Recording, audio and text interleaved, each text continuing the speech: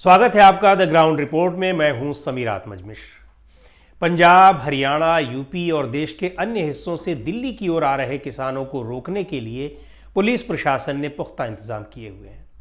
उस तरह के इंतजाम जैसे युद्ध क्षेत्र में सुरक्षा की व्यवस्था होती है। सिंघ, टीकरी, गाजीपुर जैसे कई बॉर्डर्स पर सुरक्षाकर्मी कील, पत्थर, दीवार इत्यादि की बैरिकेडिंग किए हुए हैं और ये मानकर चल रहे हैं कि किसानों को अंदर नहीं आने देंगे।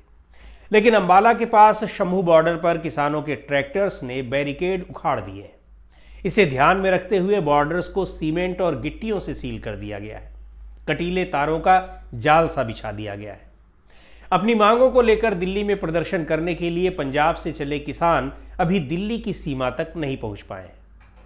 पंजाब और हरियाणा के बीच शंभू बॉर्डर पर किसानों और पुलिस के बीच भारी संघर्ष जारी है।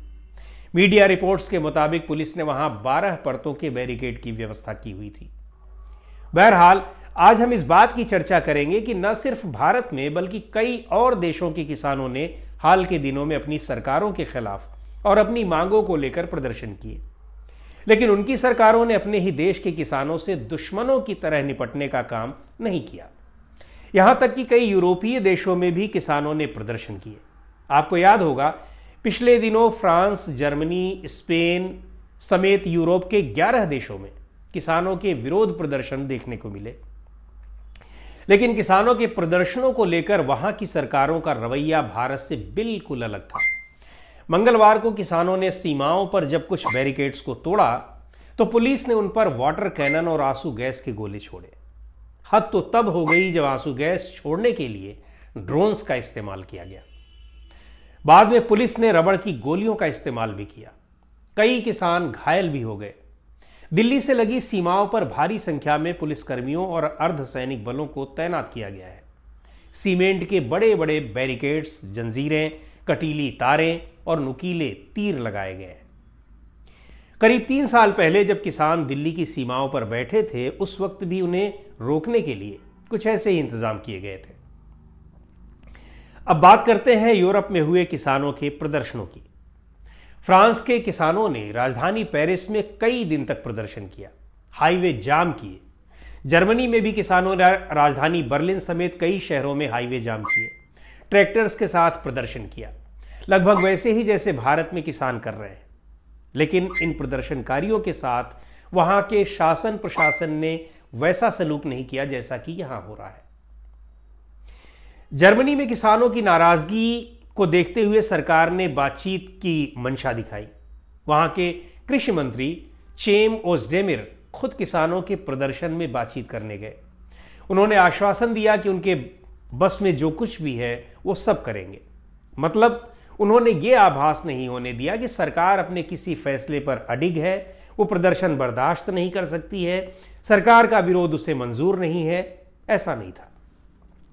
यही नहीं, एक और महत्वपूर्ण बात है और वो ये कि वहां की सरकार ने प्रतिरोध के अधिकार को महत्व दिया, जो कि किसी भी स्वस्थ लोकतंत्र की सबसे बड़ी विशेषता होती है।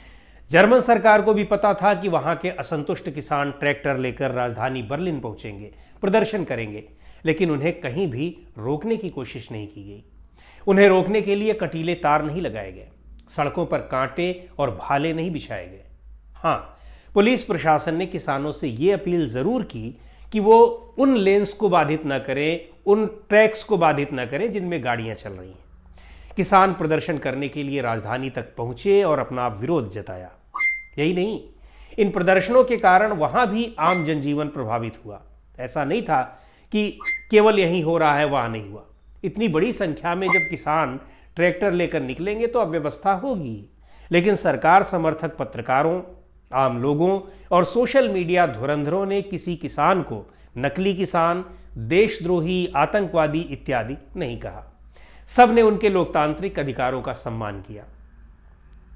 हालांकि जर्मनी में भी यह आशंका जताई गई थी कि धुर दक्षिणपंथी तत्व किसान आंदोलन के बहाने अपना एजेंडा भुना सकते हैं।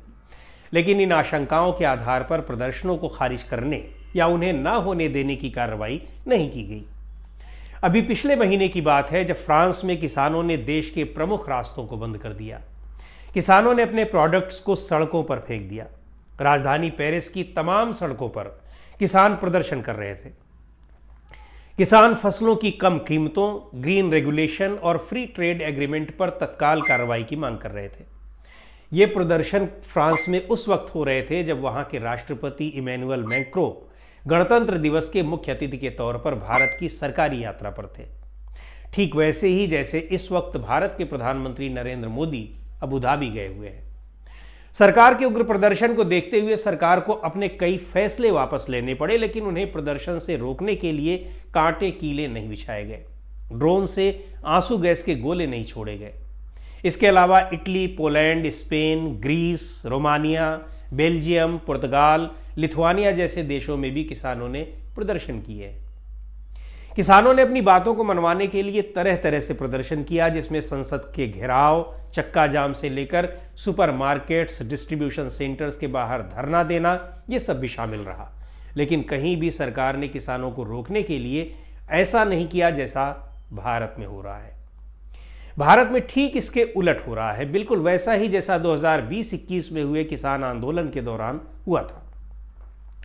उस समय भी किसानों को दिल्ली आने से रोकने के लिए पहली बार दिल्ली की सीमाओं को एक तरह के युद्ध क्षेत्र में बदल दिया गया था, यानी बैटल ग्राउंड में बदल दिया गया था। इस बार भी सरकार का रवैया वैसा ही दिख रहा है।